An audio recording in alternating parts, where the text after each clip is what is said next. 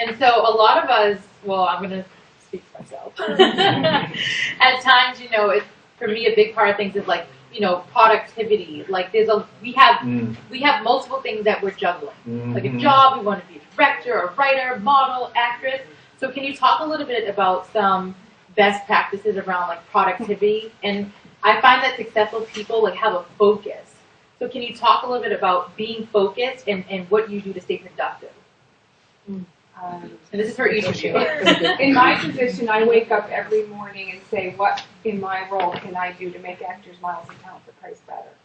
What is it today that will affect this ministry? How will we get people working who are Christians, who can make a difference? And I don't care if you're working, like you said, in the little theater in a room like this, because someone in that little theater in that room could end up in Hollywood with some major star witnessing to them. And you just don't even know where that influence and sphere of influence is going to go. So you may be thinking you're called to be the next Brad Pitt, and in reality you were called to really influence the next Brad Pitt. You don't know who you're working with or what you're doing. And so, but for me, I would say my focus is completely how do we get that accomplished every day. And it's always something different that comes up. And God kind of leads, He kind of gives you, it's creativity. We're all creative. Right. So it's that, you watch something, you hear something, you're like, oh my gosh, what? I was on, I'll give you for instance, I was on what's called The Patch. I don't know if any of you know it. I moved to New Jersey, and it's this newsletter that tells you the news every day. And there were ads there, and I was like, wait a minute, why couldn't we get our message out on The Patch, And so then I called, and they gave me this great deal, and I said, hey, Adam, we got to do this. And he said, oh, it's got to be a Christian, right? And I'm like, no, she's Jewish, and she's amazing, and she loves us. and so, it's that kind of thing of just, again, being the light. Barbara, my new rep, I love her. I'm going to, she's going to be one of my BFFs. We're going to go to dinner. And so, who knows where that will go. Right. So, that's kind of like every conversation is about, how can we practice. And so one thing I just got from both Mari and Faith is pick up the phone and call. Don't be scared to pick up the phone and call. A lot of times today we email is like, what we go to. And, sometimes word of mouth, but don't be afraid to just take that risk. Any business owner in an executive office in a place of power, if they're making phone calls, they're going to meetings, and they're getting that meeting through phone calls. So I just encourage you all to pick up the phone and call and ask for what you want. One of my middle jobs between my sales job in Cleveland and my New York job with AMTC was Director of Special Events and Public Relations for the Salvation Army. One of the philosophies I embraced immediately was if you don't ask, they can't say yes. Right. So true. Yeah. I have an alternate story I'm embarrassed to say, but it may be a good story for you to hear. When I first got started, I had one of my one-man plays at the Lambs Theater off Broadway, and I wanted to get reviewers in. So I picked up the phone and called. I got to get voicemail. And the guy picked up. And I was so scared. I said, is this Domino's Pizza? True story. True story. So we all have those fears. We all have those fears, but we all have to get over them in order to get the door open so that, that the Lord can actually use our gifts out there. And in terms of answering the question about productivity, focus. Productivity and focus. Thank you, Stacey. Focus. Two things. One of my heroes is Eric Little. I ended up writing a one-man play about him, Chariots of Fire. He would wake up every morning and do heavy-duty prayer. My wife can't vouch for this because this happens for me horizontally before I get out of bed. But I just don't get out of bed until I put on the armor of God, Ephesians 6, just do the spiritual warfare, invite the Lord into the day. That's paramount for me.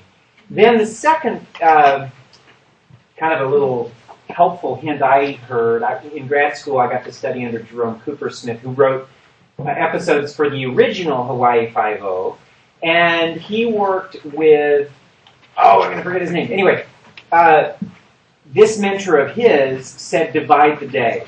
So spend 4 hours, now this is for screenwriting, so it really has to be intense work where you blinders on, heads down, shut everything else out and do it. And for actors, that's our scripts, right? Our research, who is this character, what are my lines? You have to have that intense, focused time. If Facebook is getting involved, then it's not going to be your best work, right? And then you also can't let your emails stack up. So dividing and conquering. Now, I'm not a great, living it out is hard, but that I felt like was a great principle to set in place, to spend part of your day on intense, focused work, part of your day on phone calls and emails. And because we're pressed for time, we're kind of switch topics just a little bit. I'm a big proponent of financial literacy.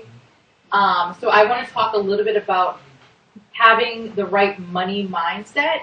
You book work. You, as actors, you really don't know where your next job's going to come from. It's not really a steady flow of income for a lot of people starting out. So can you talk a little bit about like your money mindset, or just that what do you have to believe in order to accumulate jobs and wealth and to make your money work for you? If you're talking to somebody who lives in a 2-salaried home and also has some income from some rental properties and things, so I might be a little different. Okay. However, I also feel giving is important. Mm-hmm. And this weekend we talked about it in our executive meeting, and what they challenged us to do was try to give outgive God. Just try it. Mm-hmm. He owns everything. So, and that doesn't necessarily only mean finance, but it's a proponent of it. So even when you're that, and I've been there, so please don't think I'm talking from just the perspective of always having, I've built where I am now. But, if it's $10, there's $1 that you can get. Yeah. Yeah. That's just my principle. Thank you. I would totally back that up. So important. For me, I established these one-man plays so that I could be getting bookings between bookings in TV shows and commercials and films. And it ended up being, like I said, 90% of my work has become the plays, and I love it. I'm doing the stories that I love, that I have a passion about. And so that has not only been something that's paid bills, but has also opened up the work for me to do and stay invested in the gifting and talents that the Lord has placed in me. And so, and just for instance, it's empowered me to take some films, faith-based films, that didn't really pay enough. Maybe it's allowed me to take some local hire jobs. They're not going to pay my airport or my airfare or my hotel, but I hook up with a local church. This just happened in Michigan. I had a performance in a local church that covered all my expenses, and then I went and did 2 days on this amazing film set.